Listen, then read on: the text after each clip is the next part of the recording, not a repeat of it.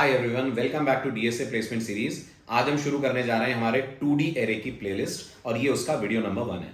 But इससे पहले कि आप इस वीडियो को देखें, मेक श्योर कि आपने एटलीस्ट 1D एरे वाली प्लेलिस्ट देखी हो, क्योंकि 1D एरे का ही एक्सटेंशन होता है प्रोग्रामिंग लैंग्वेजेस में 2D एरे। इस वीडियो में हम बात करने वाले हैं 2D एरे के कॉन्सेप्ट्स के बारे में, 2D एरे क्या होता है, कैसे इंप्लीमेंट होता है और खास तौर पे उसका मेमोरी डायग्राम क्या बनता है, जो इंटरव्यूज का एक बहुत इंपॉर्टेंट क्वेश्चन है। हमेशा की तरह मैं डायरेक्टली आपको प्रोग्रामिंग पे नहीं ले जाऊंगा, पहले कॉन्सेप्चुअल डिस्कशन होगा। ये 3 वीडियोस में होगा। पहले हम बात करेंगे 2D एरे का जनरल कॉन्सेप्ट, फिर हम बात करेंगे उसके अंदर यूजर से इनपुट कैसे लेते हैं, और जावा में 2D एरे की कुछ वेराइटीज हैं उनके बारे में भी हम बात करने वाले हैं। उसके बाद फिर मैं स्टार्ट करूंगा 2D एरे से रिलेटेड कंपनी लेवल के क्वेश्चंस। सो आई होप आपने जैसे एरे और स्ट्रिंग की प्लेलिस्ट को एंजॉय करा है, ये प्लेलिस्ट भी आपको पसंद आएगी। चलिए तो शुरू करते हैं। सबसे पहले बात करते हैं 2D एरे हमें जरूरत क्यों पड़ती है, होता क्या है। तो बहुत सिंपल कॉन्सेप्ट है, आप रिकॉल करके बताइए हमें 1D एरे की जरूरत कब पड़ती है। तो प्रोग्रामिंग में हम ये मानते हैं कि जब हमें बहुत सारी वैल्यूज पे काम करना हो तो हम उसकी जगह एक एरे ले लेते हैं। जैसे मैं आपसे कहता हूं मेरे पास एक सेल्समैन है और उसकी मुझे सातों दिन की सेल रिकॉर्ड करनी है और उसकी एवरेज सेल निकालनी है। एक सेल्समैन है, 7 दिन उसने कुछ सेल की है, रोज कुछ सेल की है, मुझे सातों दिन की सेल रिकॉर्ड करनी है और उसकी एवरेज सेल निकालनी है। तो ये काम आप बहुत इजीली कर लेंगे with the help of a 1D array. लेकिन अगर मैं आपसे बोलूं मेरे पास 5 सेल्समैन है और हर एक की सातों दिन की सेल मुझे रिकॉर्ड करनी है और फिर हर एक की मुझे एवरेज सेल निकालनी है, तो टेक्निकली आप सोचिए आपको 5 1D एरे लेने पड़ेंगे। हर एक 7 7 7 साइज का होगा और उन्हें मेंटेन करने के लिए आपको अलग अलग लूप्स लेकर चलना पड़ेगा। इससे बेहतर होगा कि आप इतने सारे मल्टीपल 1D एरे ना लेकर प्रोग्रामिंग में बना लें एक 2D एरे।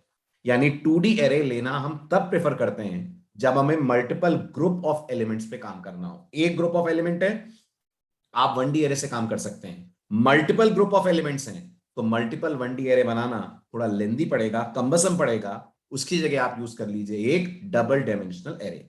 सो बहुत सिंपल है, we prefer taking a 2D array, we prefer taking a 2D array when we have multiple group of items or data elements to be managed, right. अगर हमें मल्टीपल ग्रुप ऑफ आइटम्स को manage करना है, data elements के multiple groups को manage करना है, तो फिर हमें दुनिया की हर लैंग्वेज सलाह देती है कि हमें अपने प्रोग्राम में लेना चाहिए एक 2D एरे या डबल डायमेंशनल एरे। ठीक है, अब बात करते हैं जावा में 2D एरे कितनी तरह के होते हैं। टाइप्स ऑफ 2D एरेज इन जावा। तो जावा में फ्रेंड्स 2D एरेज आपको दो तरीके के मिलते हैं, राइट। दो तरह के 2D एरे जावा लैंग्वेज, जावा टेक्नोलॉजी हमें सप्लाई करती है। कौन कौन से हैं दो तरह के 2D एरेस? तो जवाब है, पहला है जावा में rectangular 2D array. Rectangular 2D array ये ऑलमोस्ट वही है जो आप सी लैंग्वेज में या C++ लैंग्वेज में 2D एरे देखकर आए हैं, राइट। और दूसरा एक स्पेशल एरे है जो बहुत सारी लैंग्वेजेस में नहीं होता है बट जावा देती है, और इसे हम लोग बोलते हैं जावा में जैग्ड 2D एरे। तो कितनी तरह के 2D एरेज हो गए? दो तरह के 2D एरेज हो गए। पहला डाउट दिमाग में आएगा, दोनों में अंतर क्या है? What is a rectangular 2D array and what is a jagged 2D array? अंतर बहुत ही सिंपल है दोनों के बीच में। ये जो रेक्टेंगुलर 2D एरे होता है, ये एक ऐसा 2D एरे होता है जिसमें हर रो में सेम नंबर ऑफ कॉलम्स होंगे। ध्यान दीजिएगा मेरी बात पे, हर रो में सेम नंबर ऑफ कॉलम्स होंगे। यानी अगर मैं मान लूं पहली रो में 4 कॉलम है, तो फिर हर रो के अंदर 4 4 कॉलम्स आप रखेंगे। जब आप ऐसा करते हैं तो हम कहते हैं आपका 2D array rectangular 2D array है। So definition wise a 2D array where every row is of same length.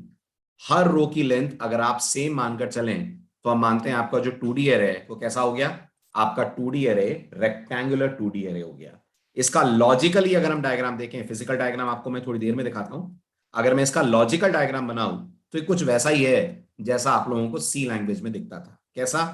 कि अगर हम इसको लॉजिकली लेकर चलें तो आप ये मान लीजिए हमारे पास ऐसा एक ब्लॉक होगा, राइट। इमेजिन करिए हमारे पास 3 रोज हैं, हर रो के अंदर हमारे पास 4 4 कॉलम्स हैं। तो ये हमारी फर्स्ट रो हो गई, ये हमारी सेकेंड रो हो गई, और हर एक रो के अंदर जैसा मैंने आपसे कहा 4-4 कॉलम्स अगर हम रख दें 1, 2, 3 एंड 4, तो फ्रेंड्स ये जो आप देख रहे हैं ये लॉजिकल डायग्राम हो गया हमारे रेक्टेंगुलर 2D एरे का, जिसमें आप लॉजिकली ये मान सकते हैं 0, 1 और 2 ये आपके रोज के इंडेक्सेस हो गए, और 0, 1, 2 और 3 ये आपके कॉलम्स के इंडेक्सेस हो गए। ध्यान दीजिएगा ये लॉजिकल डायग्राम है। इसका एक्चुअल मेमोरी डायग्राम क्या बनता है वो मैं आपको अभी थोड़ी देर में समझाता हूं। जहां तक जैक 2D एरे की बात है, जैक 2D एरे जावा में ऐसा 2D एरे होगा जिसमें हर रो डिफरेंट डिफरेंट लेंथ की होगी। फॉर एग्जाम्पल मान लीजिए मेरे पास 3 स्टूडेंट हैं और मुझे हर एक के सब्जेक्ट के मार्क्स रखकर उनका एवरेज निकालना है। बट द प्रॉब्लम इज ये तीनों स्टूडेंट्स एक ही ब्रांच एक ही स्ट्रीम के नहीं है। एक स्टूडेंट मेरे पास कॉमर्स का है, एक स्टूडेंट मेरे पास बीटेक का है, एक स्टूडेंट मेरे पास एमबीए का है। अब आप बताइए कॉमर्स वाले स्टूडेंट के जितने नंबर ऑफ सब्जेक्ट्स होंगे, नंबर ऑफ सब्जेक्ट, क्या उतने ही बीटेक वाले और उतने ही एमबीए वाले के होंगे? नहीं, कोई गारंटी नहीं है। हो सकता है बीटेक वाले के नंबर ऑफ सब्जेक्ट ज्यादा हो, कॉमर्स वाले के कम हो, एमबीए वाले के और कम हो। इस केस में हम रेक्टेंगुलर 2D एरे नहीं ले सकते, क्योंकि रेक्टेंगुलर 2D एरे में अगर कॉमर्स वाले के 6 सब्जेक्ट हैं तो फिर बीटेक के भी 6 ही होंगे, एमबीए के भी 6 ही सब्जेक्ट होंगे। तो जब रिक्वायरमेंट ऐसी आती है कि आपको हर रो डिफरेंट डिफरेंट लेंथ की लेनी है, तो जावा में हम यूज करते हैं जैग्ड 2D एरे। सो इसके बारे में अपन लिख सकते हैं it's a 2D array where each row can be, जरूरी नहीं है कि ऐसा हो, it can be of different length. हर रो अगर हम एक डिफरेंट लेंथ की लेना चाहते हैं, हमारी रिक्वायरमेंट ऐसी आ रही है, तो हमारा 2D एरे कहलाएगा अपने आप में जैक 2D एरे। इसका भी जैसा मैंने कहा आपको लॉजिकल डायग्राम लेकर अगर मैं चलूं तो इसका लॉजिकल डायग्राम हमारा कुछ ऐसा बनेगा। ध्यान दीजिएगा, अपन मानते हैं ये हमारे पास 2D एरे में फर्स्ट रो है।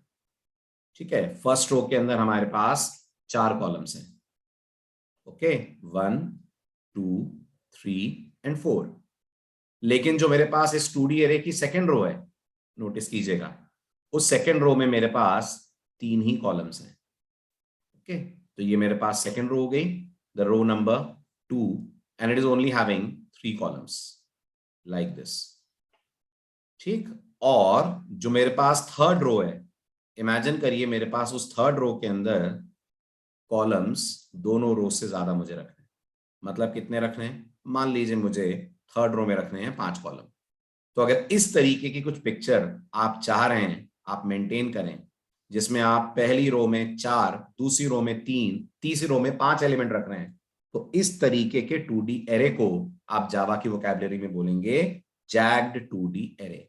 ये हो गया हमारे पास रोज के इंडेक्सेस, और ये हो गए पहली रो के लिए कॉलम 0, 1, 2, 3, दूसरी रो के लिए कॉलम 0, 1, 2, तीसरी रो के लिए कॉलम 0, 1, 2, 3 एंड 4। इस तरीके की रिक्वायरमेंट अगर आपकी है तो हम यूज करते हैं जावा में जैग्ड 2D एरे। चलिए तो शुरुआत करते हैं। सबसे पहले रेक्टेंगुलर 2D एरे बनाते कैसे हैं। How to declare a rectangular 2D array. What is the way of declaring a rectangular 2D array in Java? तो friends, rectangular 2D array declare करने का जो जावा आपको तरीका ऑफर करती है उसकी बात कर रहा हूं मैं आपसे अब। तो नोटिस कीजिए, किसी भी दूसरे एरे की तरह, क्योंकि एक एरे है, आई होप आपने एरे का हमारा फर्स्ट वीडियो देखा होगा, क्योंकि एक एरे है इसका डिक्लेरेशन 2 स्टेप्स में पूरा होगा। पहले स्टेप में आप क्रिएट करेंगे रेफरेंस, दूसरे स्टेप में आप क्रिएट करेंगे actual array. So what is the syntax of creating a rectangular 2D array? The syntax is divided into 2 steps. What is step number 1? Step number 1 is declaring the array reference. ठीक है, okay. कैसे declare करते हैं? Array reference declare करने का जावा का style होता है, आप सबसे पहले डेटा टाइप लिखते हैं। डेटा टाइप के बाद गौर कीजिएगा, एक नहीं स्क्वायर ब्रैकेट के 2 सिंबल्स आएंगे, 2 स्क्वायर ब्रैकेट आएंगे, दोनों ब्लैंक रहेंगे। उसके बाद आप यहां लिखेंगे आपके रेफरेंस का नाम। ये आपने क्या डिक्लेयर करा? ये आपने डिक्लेयर करा एरे का रेफरेंस। ठीक है, उसके बाद आप एक्चुअल एरे डिक्लेयर करेंगे, डिक्लेयरिंग द एक्चुअल एरे। वो कैसे होगा? तो उसका जवाब है वो कुछ ऐसे होगा। आप लिखेंगे सबसे पहले आपके एरे की data type, right, sorry data type तो हो गई, आप लिखेंगे सबसे पहले आपके एरे रेफरेंस का नाम is equal to new, new के बाद मेंशन करेंगे डेटा टाइप, और क्योंकि ये एक्चुअल एरे बनाया जा रहा है तो गौर कीजिएगा, स्क्वायर ब्रैकेट के अंदर आप मेंशन करेंगे रो साइज, और दूसरे स्क्वायर ब्रैकेट के अंदर आप मेंशन करेंगे कॉलम साइज। ठीक है, आप अगर चाहें तो इन दोनों स्टेप्स को क्लब भी कर सकते हैं। We can club the above two steps into one single step. आप ऊपर वाले दोनों स्टेप्स को एक सिंगल स्टेप में भी क्लब कर सकते हैं। फ्रेंड्स, वो कैसे करेंगे?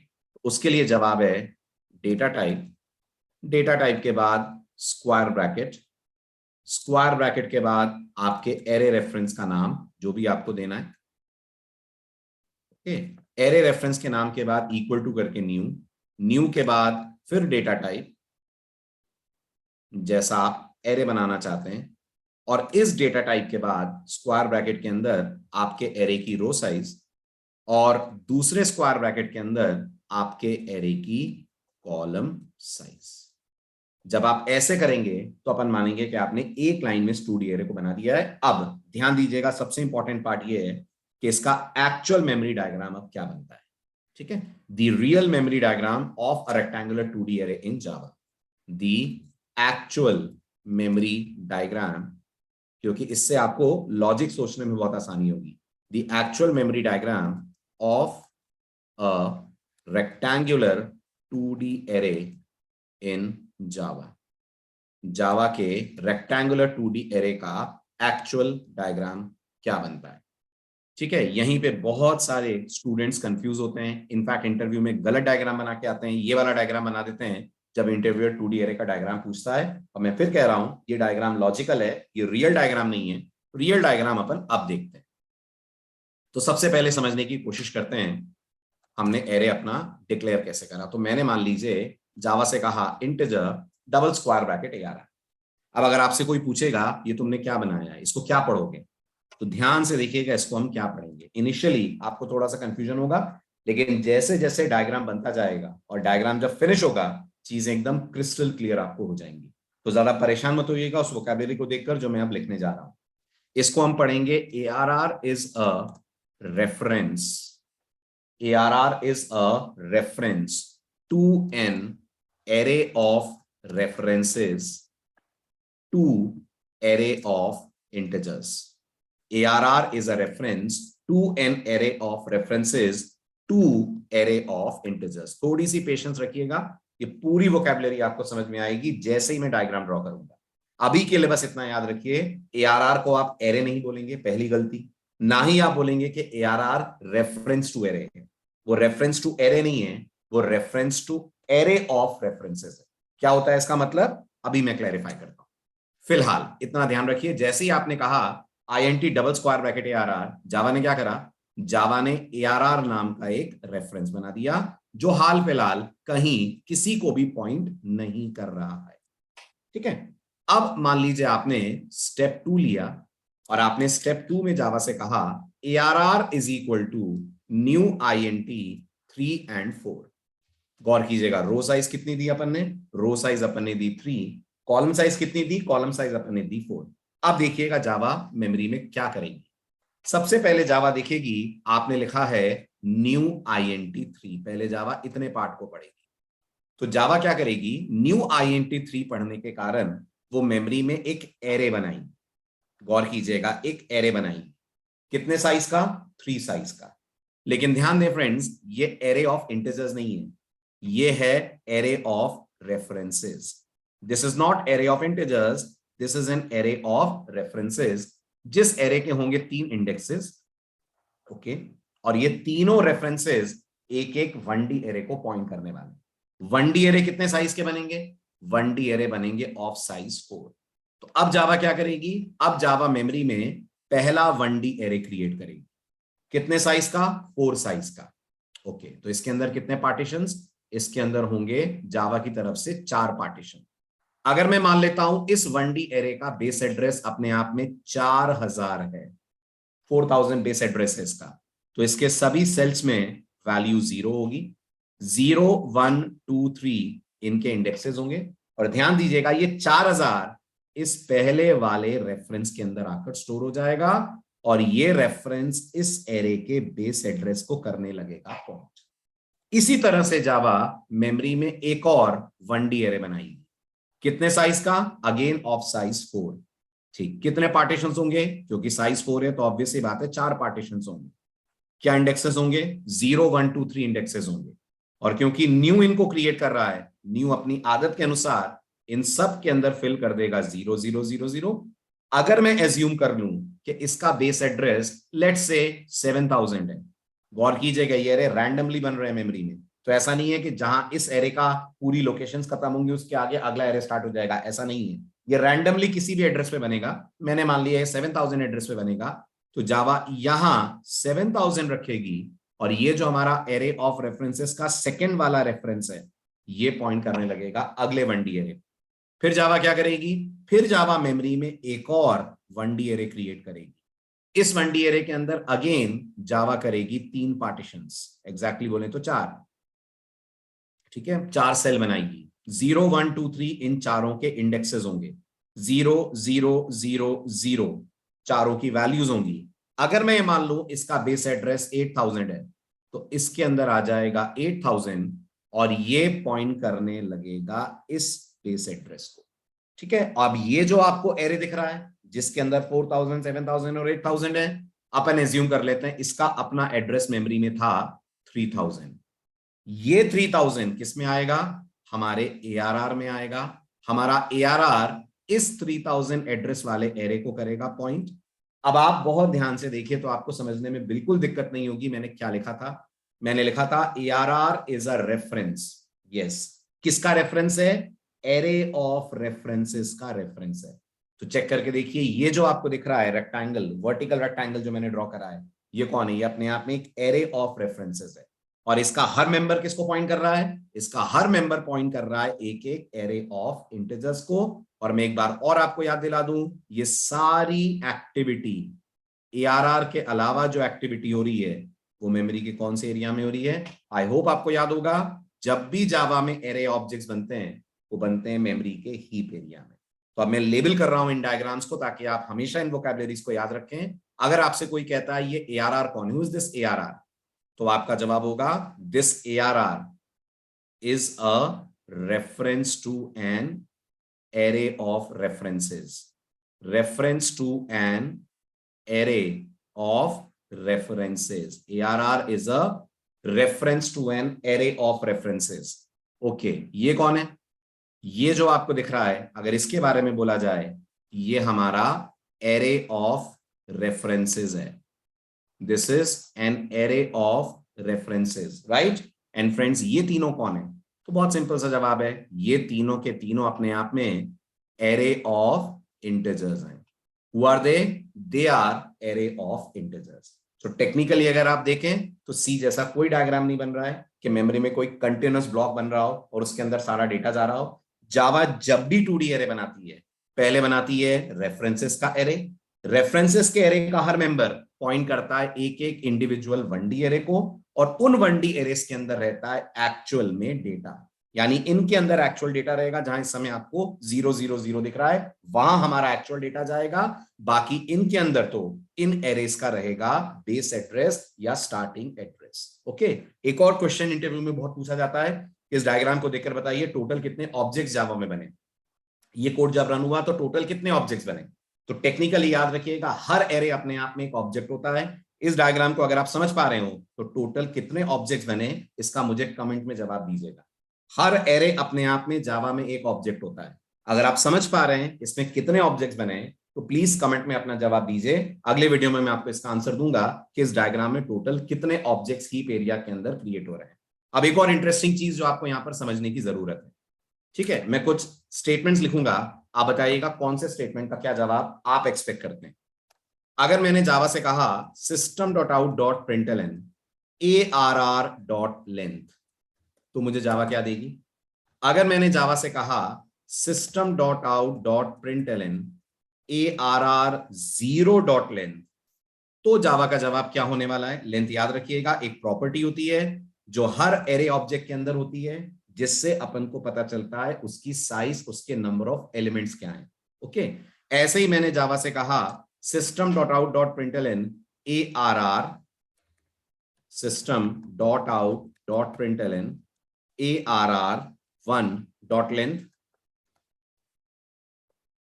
system dot out dot println ARR2 dot length, ठीक है। और अगर मैंने जावा से कहा system dot out dot println ARR00 dot length, सोच के समझ के जवाब दीजिएगा। वीडियो को पॉज कीजिए, अपना अपना आंसर लिखिए और फिर वीडियो को कंटिन्यू करके मेरे आंसर के साथ मैच कीजिए। ठीक है, देखते हैं किस पे जावा हमें क्या जवाब दे रही है। ARR डॉट लेंथ बहुत सिंपल है। ARR जिस एरे को पॉइंट कर रहा है उसकी लेंथ बताओ। तो ARR जिस एरे को पॉइंट कर रहा है उसकी लेंथ फ्रेंड्स कितनी है? उसकी लेंथ 3 है, क्योंकि नोटिस करिए ये वो एरे है जिसको ARR कर रहा है पॉइंट, और इस एरे की लेंथ आ रही है हमारे केस में 3। ठीक है, नेक्स्ट आ रहा है ARR0 जिस एरे को पॉइंट कर रहा है उसकी लेंथ बताओ। ARR0 जिस एरे को पॉइंट कर रहा है, ये रहा वो एरे जिसको ARR0 पॉइंट कर रहा है, जिसका की बेस एड्रेस 4000 है। इस एरे की लेंथ बताओ कितनी हो रही है? इस एरे की लेंथ, इस एरे की लेंथ हो रही है अपने आप में 4। So this is going to give us 4। ARR1 जहां पॉइंट कर रहा है वो भी 4, ARR2 जहां पॉइंट कर रहा है वो भी 4, और ARR00 की लेंथ अगर हम निकालें तो सीधे सीधे आएगी सिंटेक्स एरर, क्योंकि टेक्निकली चेक करिए ARR00 कोई रेफरेंस नहीं है, वो एरे की एक वैल्यू है। और लेंथ प्रॉपर्टी हमेशा काम करती है जब आपका वेरिएबल एक रेफरेंस हो और वो किसी एरे को कर रहा हो पॉइंट, तब लेंथ प्रॉपर्टी काम करेगी। ARR00 कोई रेफरेंस नहीं है, वो एक एलिमेंट है, एक वैल्यू है जो हमारे 1D जो हमारे पहले वाले एरे के अंदर जाकर स्टोर होगी, पहली वाली रो के पहले वाले कॉलम में जाकर स्टोर होगी। इसलिए आप नहीं बोल सकते ARR00 dot length. In that case Java will give you syntax error. गौर करिएगा, सिंटेक्स एरर, एक्सेप्शन भी नहीं बोल रहा हूं मैं। This code won't even compile अगर आप लिखने लगे ARR00 की लेंथ, क्योंकि ARR00 की जावा की तरफ से कोई लेंथ नहीं होगी। अच्छा, एक और बात का जवाब दीजिए, क्या होगा अगर मैं इस कोड को ऐसे लिख दूं? मुझे जावा से पूछना है what will be the output of system dot out dot println ARR3 dot length. मुझे ARR3 की लेंथ पता करनी है। ऑब्वियस सी बात है, this is going to generate array index out of bounds exception. Array index out of bounds exception. कारण बहुत सिंपल है इसका कारण, अगर आप डायग्राम वाइज चेक करें, there is nothing called ARR3। ARR0 है, ARR1 है, ARR2 है, बट हमारे पास कोई ARR3 नाम का एलिमेंट नहीं है। सो टेक्निकली अगर आप इस तरह से एरे को रेफर करेंगे ARR3, तो Java is going to generate array index out of bounds exception. तो ये था इसका एक्चुअल मेमोरी डायग्राम। कमेंट में मुझे जरूर बताइएगा कि इस पर्टिकुलर कोड में कितने एरे ऑब्जेक्ट्स क्रिएट हो रहे हैं। ठीक है, मिलते हैं अगले वीडियो में इसी के आगे, और डिस्कस करेंगे अगले वीडियो में एरे को इनिशियलाइज कैसे करते हैं, और एरे में यूजर से डेटा अगर हमें लेना हो तो वो हम कैसे लेते हैं। Thank you, keep watching, keep sharing the videos. Thank you so much.